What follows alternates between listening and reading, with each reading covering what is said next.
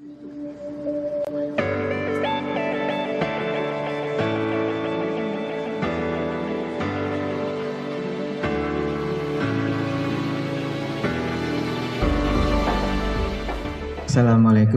warahmatullahi wabarakatuh.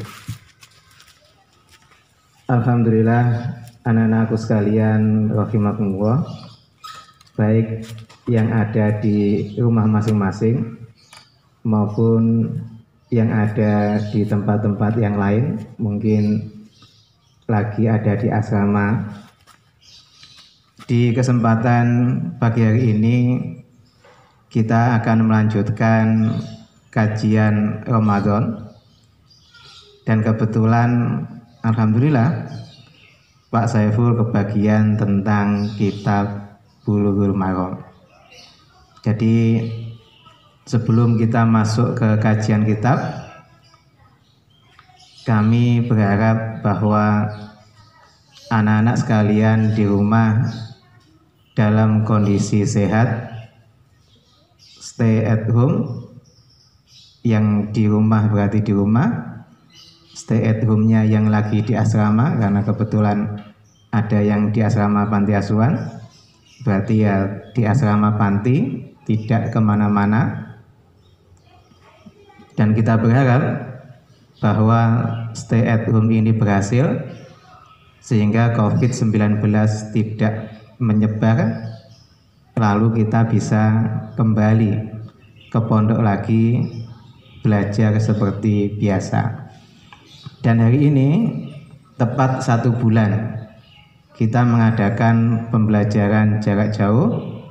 Kalian dipulangkan dari ma'had untuk belajar dari rumah.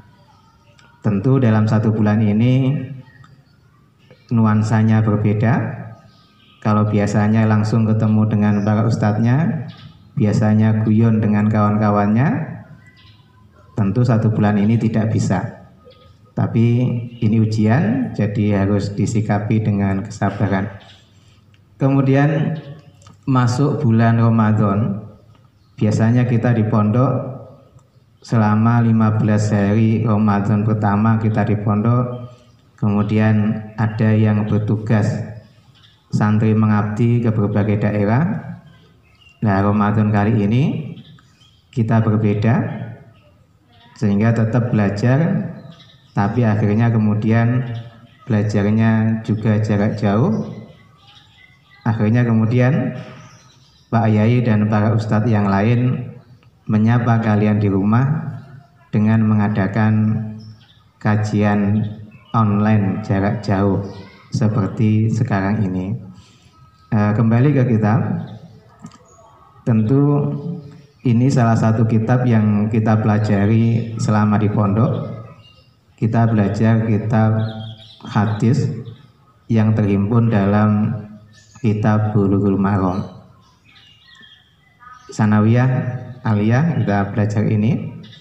Kemudian di kesempatan kali ini tentu tidak bisa semuanya kita baca semua, tidak. Kebetulan saya pilihkan untuk bab tentang wudhu, bab yang menjadi keseharian kita, dan saya yakin ini sifatnya mengulang karena wudhu tentu sudah menjadi keseharian kita. Dan bab wudhu ini adalah bab-bab yang awal, sehingga ketika kalian di pondok mungkin kelas 2 sanawiyah, kelas 1 sanawiyah akhir mungkin sudah, atau pertengahan sudah sampai di Bulughul Maram di bab wudhu ini. Jadi kalau membawa kitab pas pulang kemarin bisa sambil dibuka, kalau tidak ya bisa diperhatikan. Bismillahirrahmanirrahim. Babul wudhu'i, bab wudhu. Kita langsung ke hadis yang kedua yang tentang wudhu. Kebetulan bab wudhu itu hadisnya mulai dari nomor 36. Bismillahirrahmanirrahim. Wa an Humrona, dan dari Humron anna Utsmana sesungguhnya Utsman da'a telah meminta Utsman biwudu'in dengan air untuk melakukan wudu. Faghasala maka membasuh Utsman kafaihi dua telapak tangannya salah sama rotin 3 kali. Suma tamat mado kemudian berkumur-kumur Utsman wastang sako dan menghirup air ke hidung wastang saro dan menyemburkan atau mengeluarkan air. Suma ghasala kemudian telah membasuh Utsman wajahahu wajahnya Utsman salah sama rotin 3 kali. Suma ghasala kemudian telah membasuh Utsman yadahu tangannya Utsman al-yumna yang kanan ilal mirfaqi sampai ke siku salah sama rotin 3 kali. Sumal yusra kemudian yang kiri misla dzalika seperti demikian itu. Suma masaha kemudian telah mengusap Utsman biroksihi dengan kepalanya Utsman. Suma ghasala kemudian telah membasuh Utsman rijlahu kakinya Utsman al-yumna yang kanan ilal ka'baini sampai 2 mata kaki salah sama rotin 3 kali. Sumal yusra kemudian yang kiri misla zalika seperti demikian itu. Summa qala kemudian telah berkata Utsman Ra'aitu telah melihat saya Rasulullah sallallahu alaihi wasallam tawaddu'a berwudu Rasul nahwa wudu ihada seperti wudu saya ini. Muttafaqun telah disepakati alaihi atas hadis. Anak-anak sekalian dimanapun kalian berada, hadis ini menceritakan tentang tata cara wudu seperti yang telah kita lakukan dalam keseharian kita. Cuman kali ini kita ingin melihat bagaimana dasar-dasar yang dipakai. Kemudian yang perlu kita pahami dalam kitab Bulughul Maram ini kalau di bab wudu, hadis ini sebagai pokok yang umum. Kemudian nanti di hadis-hadis berikutnya itu akan ditambahi penjelasan-penjelasan penglafadznya. Mari kita bahas satu persatu. Yang pertama, faghasala kafaihi salasa marotin. Kemudian Utsman mengasih contoh kepada kita pada saat wudu beliau membasuh 2 tangannya, 2 telapak tangannya 3 kali. Jadi yang pertama dalam wudu 2 telapak tangan itu dibasuh, kemudian diselat-selati juga di antara jari-jari tangannya. Nanti akan kita lihat di hadis berikutnya yang memperinci bagaimana cara membasuh telapak tangan kemudian dengan merincinya. Kemudian yang perlu kita pahami ketika kita menjalankan wudhu, dalam hal ini pas telapak tangan itu ada hikmah kesehatan juga di dalamnya. Pada saat kita menyelat-nyelati, menyempurnakan wudhu dengan menyelat-nyelati air di antara jari jemari kita, maka ada saraf-saraf yang ada di sekitar jari itu yang tersentuh, yang itu kemudian secara kesehatan akan memperbaiki, menyebabkan kita lebih sehat karena saraf-sarafnya kesentuh dengan wudhu kita itu. Kemudian dilanjutkan Suma tamat mado wastang sako wastang syar. Kemudian setelah itu berkumur-kumur, menghirup air ke hidung dan mengeluarkannya kembali. Ini yang kita lakukan ketika berwudu. Jadi ada 3 aktivitas pada saat berkumur itu. Nanti di hadis yang lain di bawahnya dijelaskan juga bagaimana cara berkumur, kemudian menghirup air ke hidung, kemudian untuk mengeluarkannya kembali. Ini pun secara kesehatan, ini juga sangat membantu kesehatan kita. Satu, tentu mulut kita jadi bersih, kemudian hidung kita itu juga jadi bersih. Sehingga kesehatan itu terjaga. Kemudian kenapa kemudian harus berkumur dulu? Kumur ini bagian dari upaya kita juga. Ketika berkumur itu kita merasakan air yang akan kita pakai selanjutnya untuk berwudu. Dengan menghirup kita juga mengetahui bagaimana bau air yang kita pakai untuk wudu ini. Sehingga memang betul-betul juga menyehatkan, di samping membersihkan juga menyehatkan. Suma ghasala wajhahu salasa maratin. Kemudian Utsman membasuh wajahnya sebanyak 3 kali. Sehingga dalam rangkaian wudu selanjutnya wajah ini dibersihkan, dibasuh. Berarti membasuh itu berarti ada aliran air yang mengalir.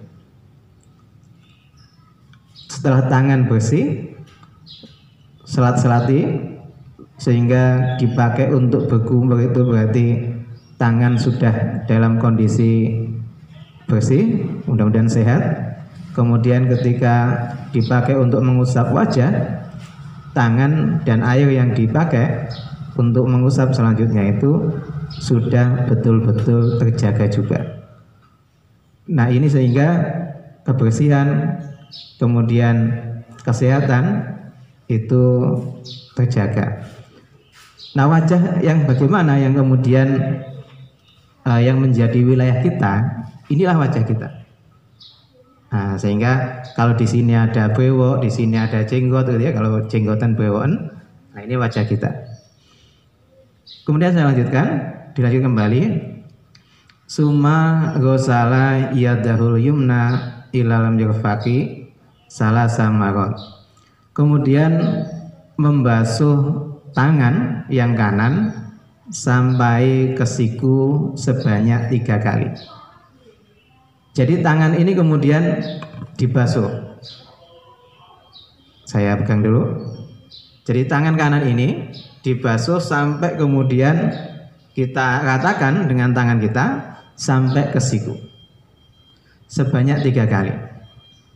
Jadi tidak kemudian ini 3 kali, nanti ganti sumal yusra misla dzalik.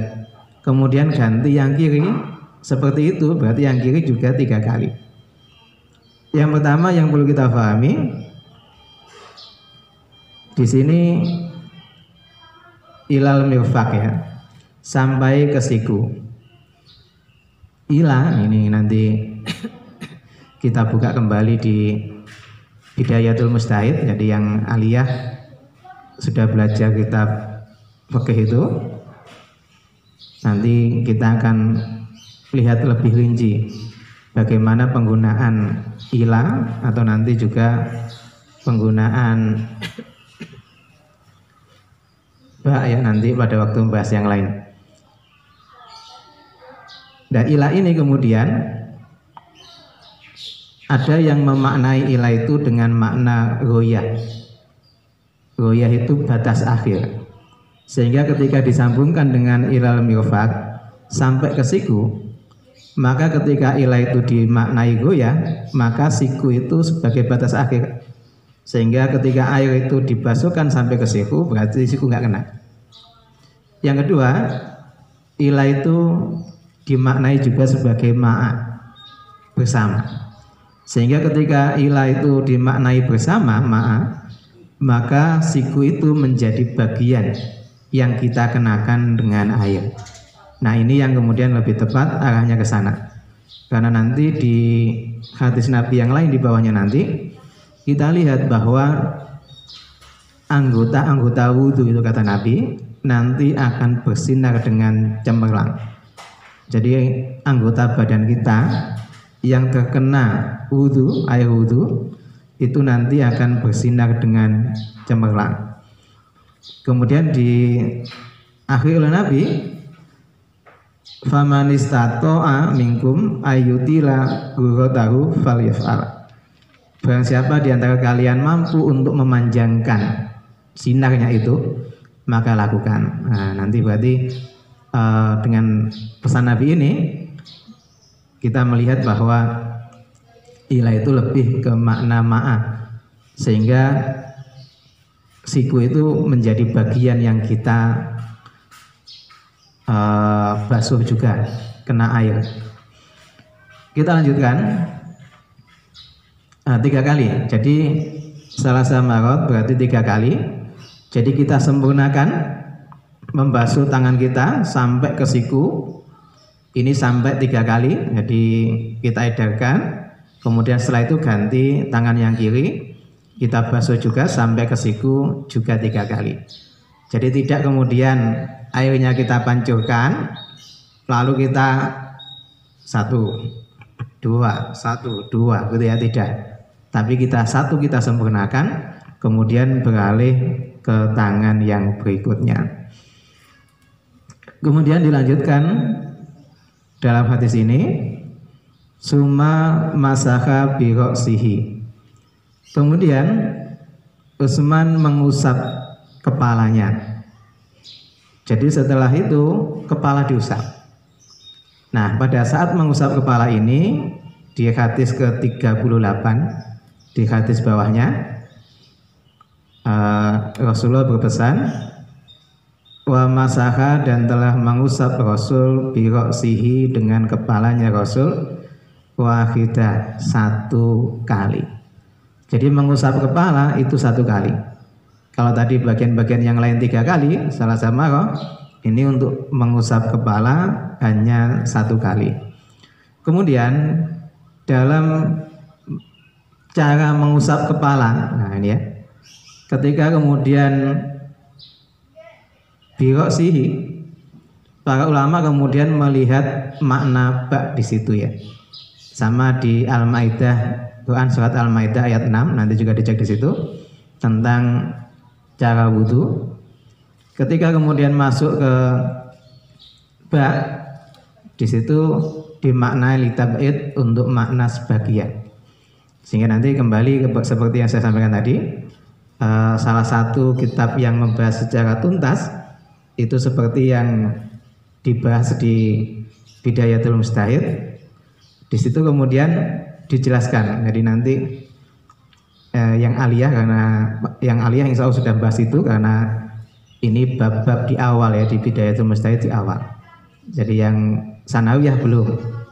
Jadi nanti kalau kalian ingin belajar kitab ini Bidayatul Mujtahid, berarti melanjutkan aliyah di sini, gitu ya.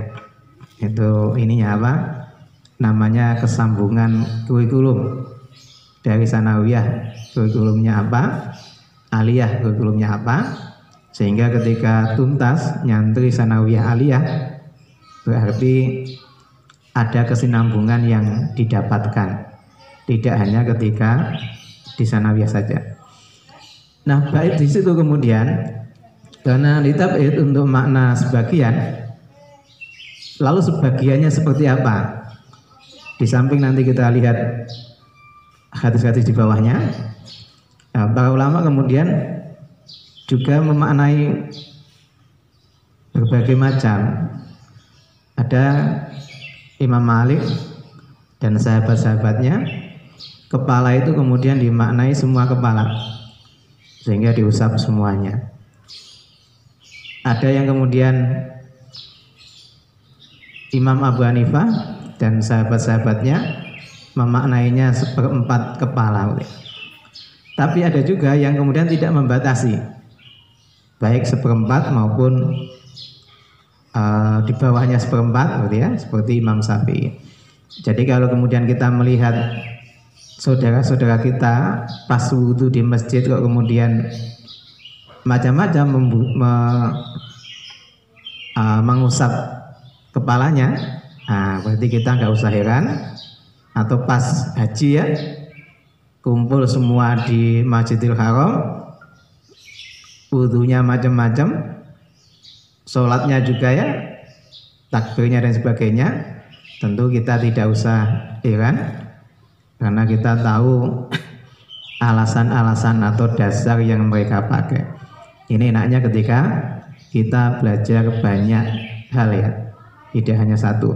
Cuman di kesempatan kali ini kita lihat berdasarkan hadis yang terangkum di Bulughul Maram bab tentang wudhu, tentang jenis-jenisnya, macam-macamnya dan sebagainya. Mungkin lebih pas nanti belajar Bidayatul Mujtahid. Kemudian dilanjutkan, summa ghasala rijlahu yumna ilal ka'bain salah samarot. Kemudian Utsman membasuh kaki yang kanan sampai 2 mata kaki sebanyak 3 kali. Nah ini sama, ila juga ya, sama kayak ilal mufak tadi. Ilal ka'bain ini juga berarti 2 mata kaki ini dibasuh juga, ikut juga kena air wudhu. Sama kayak tadi, berarti kalau kemudian Nabi di pesan terakhir di hadis yang lain tadi senang kita diminta untuk memanjangkan supaya anggota wudhu itu bercahaya, bukan berarti kemudian panjang asal panjang, tidak. Kaki umpamanya kemudian sampai selangkangan ya tidak, karena batasannya mata kaki kan berarti ya, berarti dilebihkan sedikit. Siku juga begitu, tidak kemudian panjang sampai pundak ya, atau sampai kelek, begitu tidak. Tapi ya siku bisa dilebihkan sedikit. Siku sebagai batas, ya. Ini yang kemudian kita pahami. Sumal yusra misla dzalik. Jadi setelah kemudian kaki kanan itu disempurnakan wudhu kita, kemudian ganti kaki kiri yang dibasuh secara sempurna seperti kita membasuh kaki yang kanan. Sumakola, setelah melakukan itu, Utsman berkata, Ra'aitu Rasulullah sallallahu alaihi wasallam tawaddo nahwa wudu'i hadza. Rasulullah sallallahu alaihi wasallam berwudu seperti wudu saya ini. Jadi wudu yang dicontohkan oleh Utsman ini seperti wudu yang dilakukan oleh Rasulullah. Muttafaqun alaih, hadis ini diriwayatkan oleh Imam Bukhari dan Imam Muslim. Seperti yang kita pahami, Imam Bukhari dan Imam Muslim ini dua ulama ahli hadis yang paling diakui, paling kuat dibanding yang lain. Nah ini bab ini tentang ulama ahli hadis bisa kita pelajari ya, sudah kita pelajari di kelas 10 dan 11 ya, di jurusan agama, materinya ilmu hadis. Kebetulan yang kelasnya ya. Kemudian kita lihat sekarang, ini wudhu secara umum ya, seperti yang di hadis ini sebagai pokok. Kemudian nanti kita lihat di bawah-bawahnya yang lebih merinci bagaimana kemudian wudhu yang dilakukan. Di hadis di bawahnya, di hadis ke-37 tadi sudah ya, wa masaha bi ra'sihi wahidah. Jadi mengusap kepala itu 1 kali. Kemudian di hadis berikutnya ke-40 itu wa fi lafdzi lahuma Bada'a telah memulai Nabi bimuqaddami ra'sihi, dengan bagian depan kepalanya. Hatta dhahaba, kemudian Nabi mengarahkan bihima dengan kedua tangan ila kafahu, sampai ke tengkuk. Summa radahuma ilal makan. Saya contohkan. Pada waktu mengusap kepala, menurut hadis yang ke-40 ini, Nabi meletakkan tangannya di depan. Ini dua tangan ya, karena satu megang mic. Nah, dua tangan. Hatta dhaba bihima ila qafahu. Kemudian tangan ini ditarik ke belakang sampai ke tengkuk di sini. Setelah itu, summa radahuma ilal makanil ladzi bada'a minhu.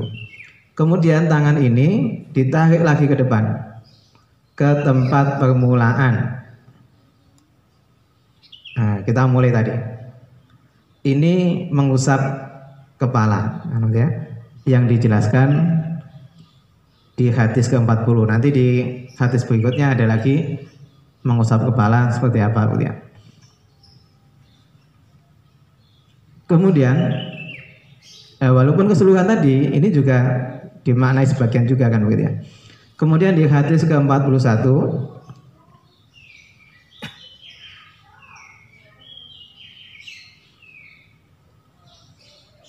wa an Abdillah ibni Amr radhiyallahu anhuma fi sifatil wudu, di dalam sifat wudunya Nabi. Qala, kemudian beliau berkata, summa masaka, kemudian telah mengusap Nabi bi ra'sihi, dengan kepalanya Nabi. Wa adkhala, dan telah memasukkan Nabi isba'ihi as-sabbahataini fi udhunaihi. Kemudian beliau Nabi memasukkan dua jari-jari telunjuknya ini fi udhunaihi, ke telinganya. Ini dua jari ya. Nah, ini ke telinga dua-duanya. Wa masaka bi ibhamahi dhahira udhunaihi. Kemudian beliau mengusap dengan dua ibu jari. Nah, ini dua tangan ya, nanti berarti begini. Nah, karena saya pakai satu karena satunya megang mic ya. Jempol ini, ibu jari ini dhahira udhunaihi, berada di telinga bagian luar. Wa masaka, dan mengusap. Nah, jadi mengusap telinganya itu jari telunjuk dimasukkan ke telinga, ibu jari jari telunjuk di dalam telinga, ibu jari di luar telinga, kemudian diusapkan. Nah, ya. Jadi dua-duanya, baik yang kanan maupun yang kiri, secara bersamaan. Nah, ini di hadis ke 41. Maka kemudian di sini kan kita melihat juga bahwa kebersihan dari wudhu ini sampai ke telinga, ya. Maka telinga yang sering dipakai untuk wudhu ini telinga yang bersih otomatis. Karena begitu jari kita masuk, telunjuk itu masuk ke telinga, kalau banyak kotorannya otomatis akan nempel di kita ya. Nah, kemudian ibu jari juga membersihkan. Maka inilah indahnya Islam, inilah bersihnya pada saat berwudu, yang tidak hanya untuk kita saja, untuk syar'i saja, tapi juga ternyata juga untuk kesehatan. Karena pasti yang syar'i itu ya yang menyehatkan kan, ya. Tidak mungkin tidak sehat. Kemudian di hadis berikutnya, di hadis ke-44, saya loncat-loncat ya, karena nggak mungkin dibaca semua, jadi yang terkait saja dengan ini. Hadis dari Laqit bin Sabir, beliau berkata, Qala, telah berkata Laqit, Qala, telah bersabda Rasulullah Shallallahu Alaihi Wasallam, asbiril wudu, asbir, sempurnakanlah al wudu, akan wudu. Wudu itu diminta untuk disempurnakan, jadi tidak hanya sekedar wudu. Lalu caranya gimana? Tadi secara umum di depan sudah, kemudian di sini dirinci, wa khalil dan selat-selatilah bainal asobi, di antara jari jemari. Jadi pada saat membasuh telapak tangan tadi, kalau mau sempurnanya wudhu berarti jari jemari ini juga diselat-selati.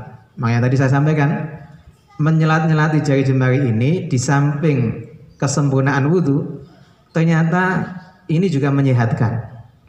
Karena saraf yang ada di jari kita berwudhu, kemudian kita menyelat-nyelati jari, baik jari tangan ini maupun jari kaki pada saat wudhu ya, ini akan banyak sekali saraf-saraf yang terpijit, ya, dengan sendirinya, sehingga ini menyehatkan. Katakanlah ini terapi gitu ya.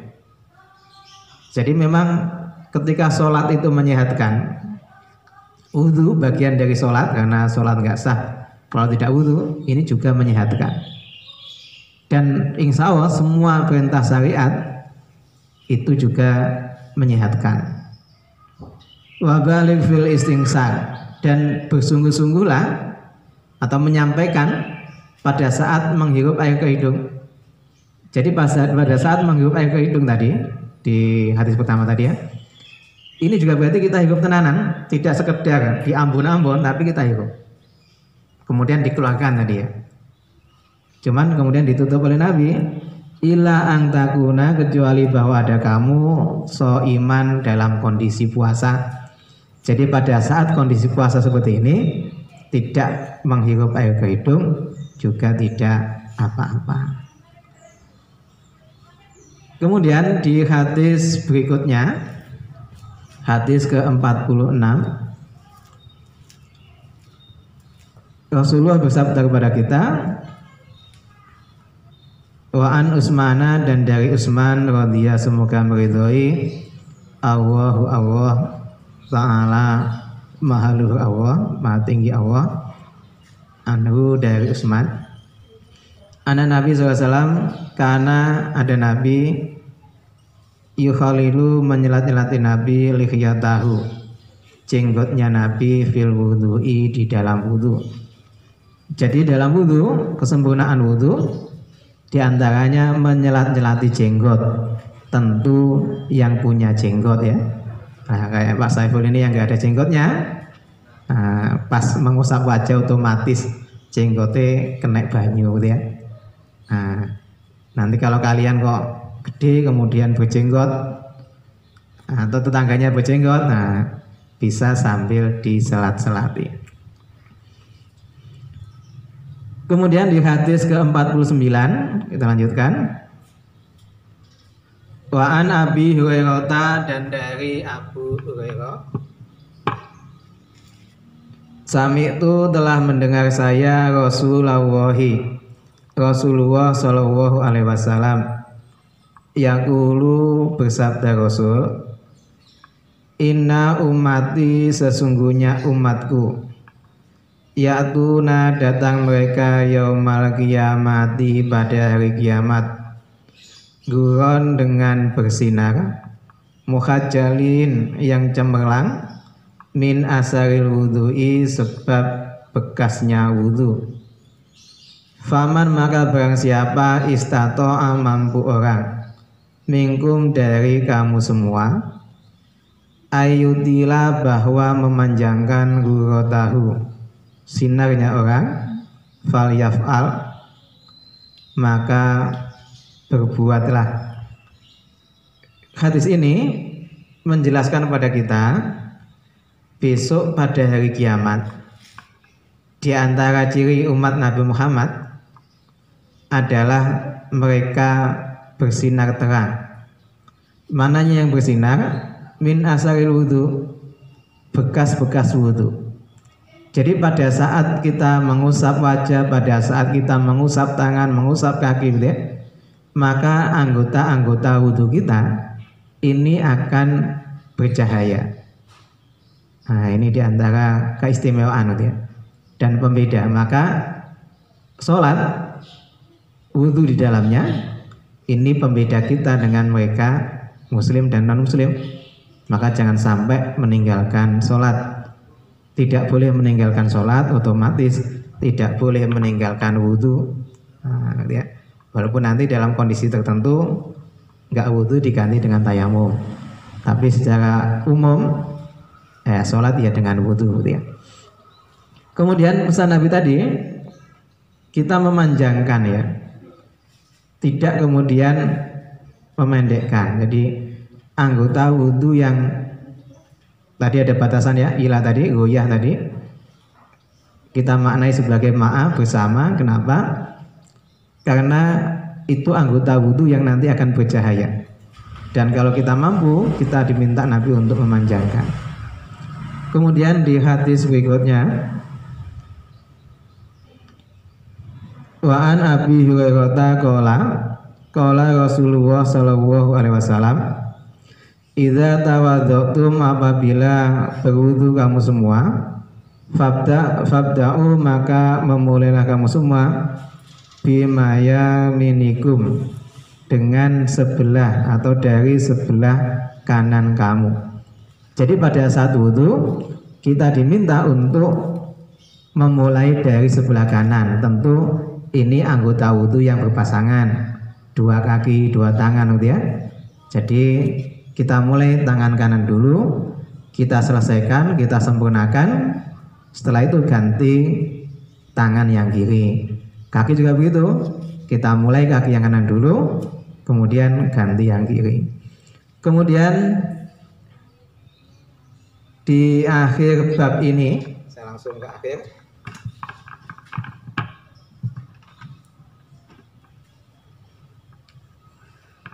Wa an Umar, dan dari Umar radhiyallahu anhu qala Rasulullah sallallahu alaihi wasallam, ma minkum ahadin yatawaddo fayusbihul wudu, tidaklah salah satu dari kamu yang berwudu kemudian menyempurnakan wudunya, sumayaku. Jadi kalau kita selesai wudu, kemudian wudu kita jalankan dengan sempurna dengan berbagai macam kesunatan tadi ya, sumayakul, setelah itu kemudian diakhiri dengan berdoa, asyhadu alla ilaha illallah wahdahu la syarikalah wa asyhadu anna muhammadan abduhu wa rasuluh, illa futihat, kecuali telah dibuka, lahu, untuk orang yang wudu, abwabul jannati, pintu-pintu surga, as-samaniyah, yang 8, yadkhulu, masuk orang, min ayyahasya, dari manapun yang dikehendaki oleh orang itu.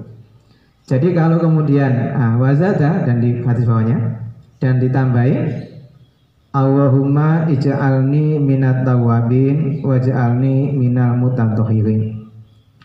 Jadi sebenarnya bab ini ditutup dengan doa ini. Jadi barang siapa yang setelah wudhu kemudian berdoa, maka dia akan diberi kebebasan oleh Allah Ta'ala untuk masuk ke surga dari pintu-pintu yang dikehendaki. Anak-anak sekalian rahimakumullah, mungkin ini kajian dari kita di pagi hari ini.